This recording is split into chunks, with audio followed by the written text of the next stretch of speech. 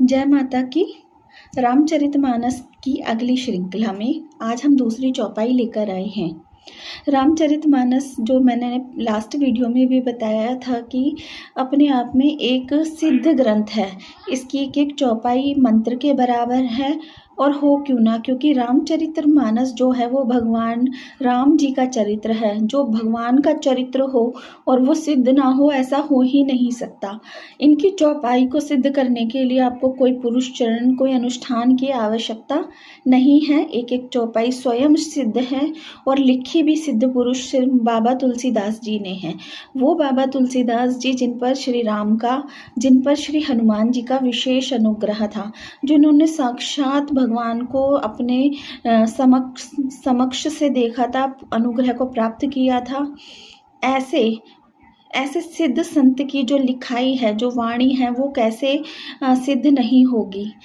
तो इस प्रकार से रामचरितमानस की चौपाई आप किसी भी परेशानी के समय या रामचरितमानस का पाठ आप किसी भी समस्या के समय आप करते हैं तो आपको बहुत शीघ्र अपनी समस्याओं से मुक्ति मिलती है।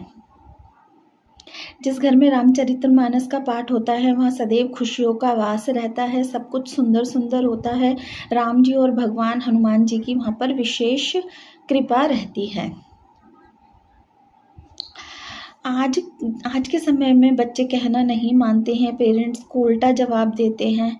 बहुत सारे कॉल आते हैं कि भाई हमारे बच्चे हमारी बात नहीं सुन रहे हैं, कुछ बोलते हैं तो सुनते नहीं हैं, बात को इग्नोर कर देते हैं या उल्टा जवाब दे देते हैं, या वो सुनते ही नहीं हैं, वो काम करते ही नहीं हैं। बाहर के लोगों का इन्फ्लुएंस ज़्यादा है, बाहर के जो दोस्त हैं, जो मित्र हैं, उनकी बातों को ज़्यादा मन लगा कर सुनते हैं और उन्हीं को फॉलो करते हैं। फॉलो में क्या है कि उससे बच्चे का जीवन खराब होता है। पेरेंट्स ही जो हैं बच्चे के सबसे बड़े हितैषी होते हैं, और यदि बच्चे अपने माता पिता की बात नहीं सुनेंगे तो इन फ्यूचर उनको ही प्रॉब्लम आएगी। इसी बात को ध्यान में रखते हुए आज हमने जो चौपाई आपके साथ शेयर करनी है बहुत ही खास है, बहुत ही सुंदर है और रामचरितमानस के बालकांड से ली है।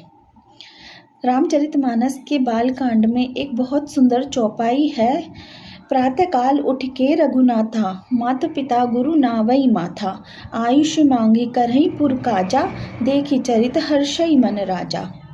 मैं एक बार आपके साथ दोबारा से इसको रिपीट कर देती हूँ। प्रातःकाल उठ के रघुनाथा, माता पिता गुरु नावई माथा, आयुष मांग करही पुर काजा, देखी चरित हर्षई मन राजा।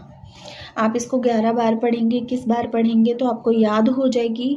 जब भी आप भोजन बनाते समय आप इस चौपाई को गुनगुनाते हुए, बोलते हुए भोजन बनाएं। बच्चों को भोजन कराते समय ये बोलें तो निश्चित ही उस वाइब्रेशन वाला जो भोजन आपके बच्चे करेंगे, खाएंगे, वो निश्चित ही उनके जो माइंड का जो सेटअप है, सोचने का जो तरीका है, जो उनके विचारों की जो एनर्जी है, जो वाइब्रेशन है, वो चेंज होगी। उनको रियलाइज़ होगा कि हमारे माता पिता ही हमारे परम हितैषी हैं, क्योंकि कोई भी माता पिता अपने बच्चों का बुरा नहीं चाहता है।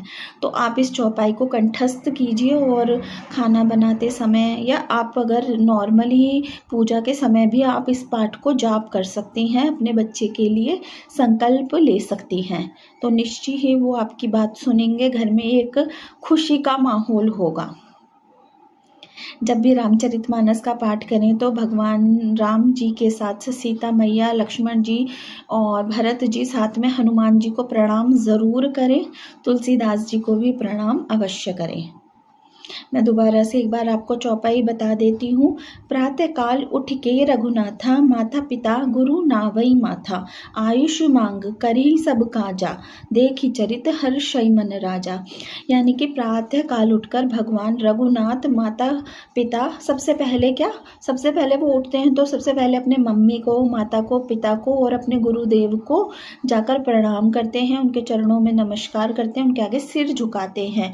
आयुष मांग करही पुर काजा, यानी कि उनसे आशीर्वाद लेते हैं और फिर उनके आशीर्वाद से पूरा काम संभालते हैं, पूरे राज्य का कार्य देखते हैं। देखी चरित हर्षई मन राजा।